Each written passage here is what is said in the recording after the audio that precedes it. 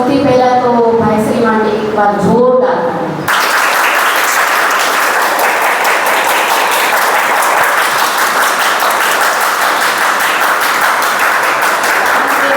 એકદમ અંતરની લાગણી વ્યક્ત કરું. કડવીનો દીકરો કે આમ આપણને ગર્વ લેવાની બાબત કે કુદરતે કેવી હસ્તીને આપણી જ્ઞાતિમાં જન્મ આપ્યો અને એક વખત એમના માતૃશ્રી માટે તાળી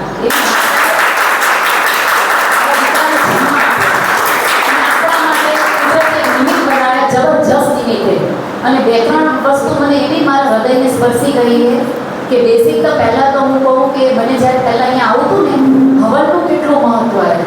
મને ઘરમાં એટલી બધી બીક લાગતી હતી કે હું એને તે ઘરમાં મારા સાસુ સસરાને કેવી રીતે એક્સપ્લેન કરું.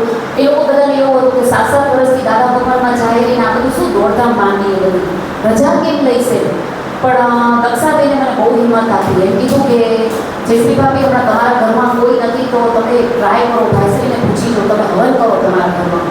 અને હિંમત કરીને નહોતા એમ મમ્મી પપ્પા બહાર ગયા હતા તો ભાઈશ્રીને ફોન કર્યો દક્ષાબેને કે આવી રીતે એ દર્શાવેલાને હું જાઉં કે શું કરું. ભાઈશ્રી રજા આપી, હિંમતથી 3 દિવસ લગ્ન કર્યો. એમાં પરીક્ષાએ આવી, ઉપરવાળા બધા નીચે જોવા આવ્યા શું માંગી ગયું શેનું ખબર કરો. મેં કહું બસ ઘરમાં અમે પોઝિટિવ એનર્જી જોઈએ એના માટે અમે યજ્ઞ કરી અમારો વ્યૂ પોઈન્ટ એને ના કીધો છુપાવો. અને પછી આ રીતે થયું. મારા બધા ભરણા તૂટી અને એટલું બધું આમ હૃદયથી હું તમને કહું મારા અંતરાય બધા તૂટ્યા. મને હિંમત આવી અંદરથી કે પપ્પા મને જુનાગઢ જવું હોય તો મને એક વાર મૂકો. અને હું અહીંયા આવીને તો ખરેખર મેં છે કે તને આગળના મારી જર્ની બહુ લાગી. બચપનથી આમ કંઈક ગુરુ કરવાનું આ ક્ષેત્રે આગળ વધવાની બહુ થૂંટનાર કુદરતે મને તક પણ આપી. પણ મને એમ થયું કે અધૂરું હોય કામ અધૂરું હોય.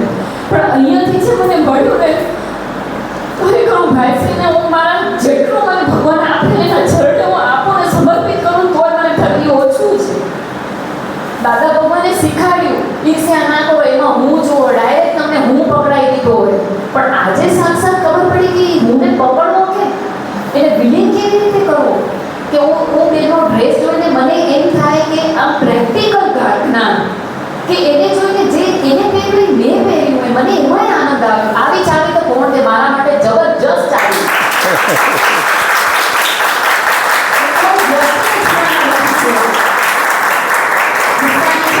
અને મારો ધ્યેય શું હતો એ મને નથી ખબર.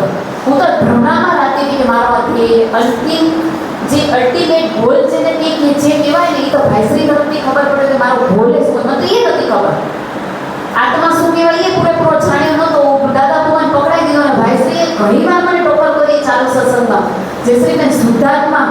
તો મને અંદરથી એમ થતું કે આવા ગુરુ તો કેને મળે આમ સીધું તીર આમ હૃદયની આર પાર નાખ્યા એ મને જ કહેવાય. એમ મને કઈ એમ હળબડાટ થતો હતો કે આ કાંઈ એવો કુદરતે એમને એક સંકેત આપેલા અને મારે ભ્રમણા નહીં તૂટેલી ગઈ.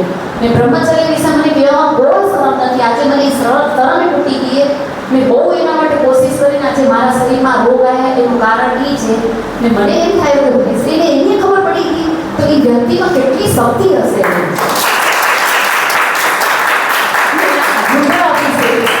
રુદ્ર અભિષેક એટલે કેટલી મોટી આપણને અનુભવ બધાને સાક્ષાત થયા હશે કે રુદ્ર અભિષેક કેટલું એની અંદર પ્રાણ શક્તિ ઉર્જા એમને નાખીએ આપણે સાક્ષાત એનો અનુભવ તમે જો લો ને તો અમને ખબર પડે કે ખરેખર એની અંદર કેટલી ઉર્જા અને એનો લાભ આપણે આ શાળામાં મળે એનું બેનિફિટ આપણે જબરજસ્ત છે.